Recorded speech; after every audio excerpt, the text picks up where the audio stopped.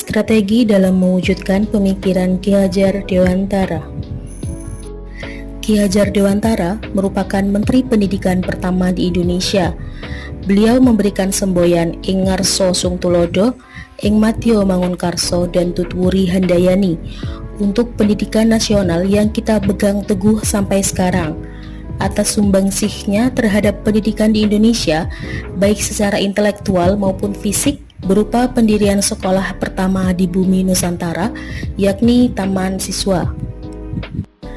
Pemikiran dasar Ki Hajar Dewantara yaitu menggali potensi yang dimiliki setiap manusia dengan menjunjung tinggi adab sesuai dengan tantangan pada setiap zaman.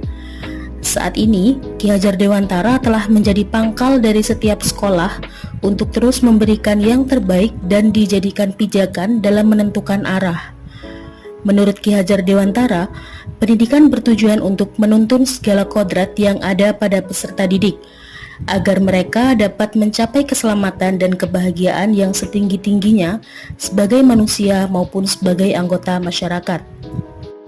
Salah satu keberhasilan dalam terwujudnya Merdeka Belajar adalah proses pendidikan yang berpihak pada peserta didik.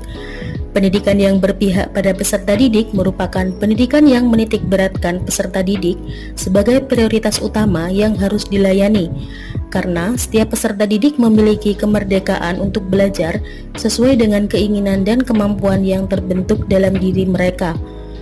Pada proses pembelajaran, guru memberikan kebebasan kepada peserta didik, tetapi harus tetap memperhatikan kodrat alam dan kodrat zaman. Peserta didik bertindak sebagai subjek dan guru merupakan fasilitator yang memberikan motivasi. Guru harus bisa memfasilitasi kebutuhan peserta didik dan guru harus mampu menciptakan pembelajaran yang menyenangkan, bukan hanya menggunakan metode ceramah saja, akan tetapi sebagai guru perlu menggunakan metode pembelajaran yang kreatif untuk mewujudkan pembelajaran yang berpihak kepada peserta didik. 3 pokok dasar pemikiran Ki Hajar Dewantara dalam pendidikan.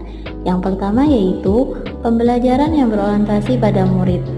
Proses pembelajaran yang mendorong dan mengembangkan keaktifan murid dalam pemahaman konsep maupun teori melalui berbagai aktivitas pengalaman pada berbagai lingkungan belajar, yaitu lingkungan di dalam sekolah dan di luar sekolah. Yang kedua yaitu pendidik menuntun kodrat anak. Kodrat alam bahwa setiap anak sudah membawa sifat atau karakternya masing-masing. Sedangkan kodrat zaman berkaitan dengan isi dan irama. Sebagai guru harus membekali keterampilan kepada siswa sesuai zamannya, agar mereka bisa hidup, berkarya, dan menyesuaikan diri. Yang ketiga yaitu trilogi pendidikan.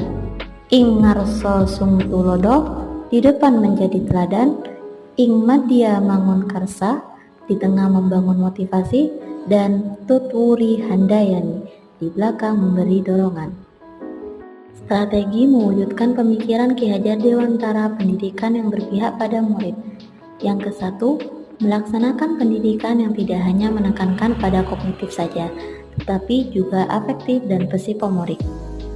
Yang kedua, melaksanakan pendidikan yang holistik dan seimbang dalam mengembangkan cipta, rasa, dan karsa murid. Yang ketiga, melaksanakan pendidikan pengajaran yang sesuai dengan konteks lingkungan alam dan zaman.